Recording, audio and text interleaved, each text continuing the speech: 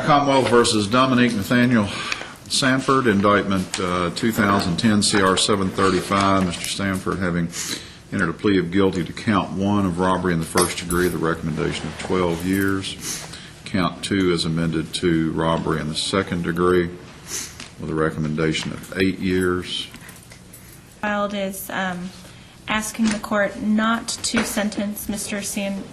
Sanford to violent time and make some legal arguments in there. It's our position that the law should be more reflective of the persistent felony offender laws, where you're not eligible to be a persistent felony offender until you are 21 years of age or older. And there are various reasons that the legislature chose to do that with the PFO law.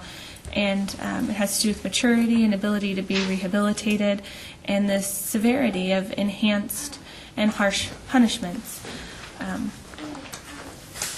Mr. Sanford is very young, and he did make the choice to be with his cousin this night and go to these places where these robberies happened. But it's our position that he should not be considered a violent offender, and we think the court has the ability to put in its sentencing order that he is not a violent offender. And that motion has been served on the Attorney General's office. The Commonwealth's position is there is no authority by law. Mr. Sanford is subject to the violent offender statute. The court doesn't have the discretion to order that he not be sentenced under that statute. And also I would note that Mr. Sanford was 21 when he committed the offenses. He was. In regards to these charges, the court's going to overrule the defense motion and find that the statute is not unconstitutional.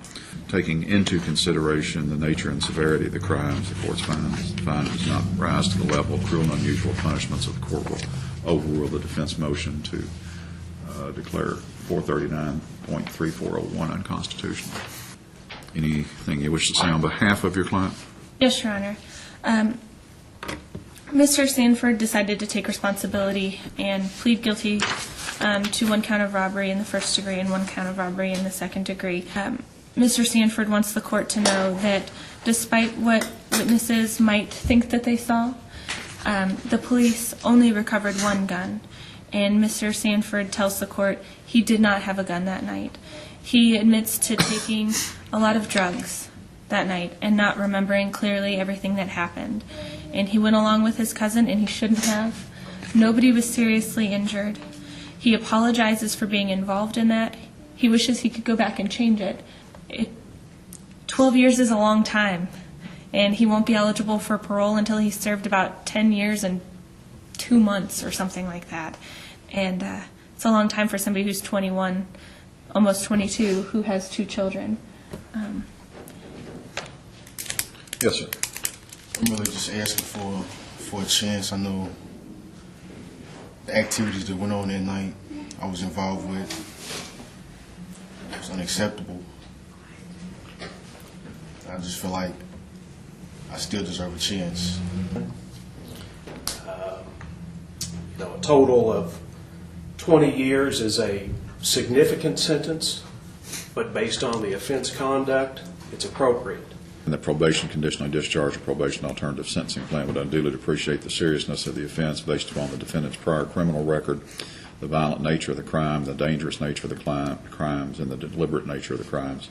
Accordingly, as final sentence on the matter, the court's going to accept the Commonwealth's recommendation, impose a recommended sentence of 12 years under count 1 that will be classified as a violent offender, sentence pursuant to 439.3401.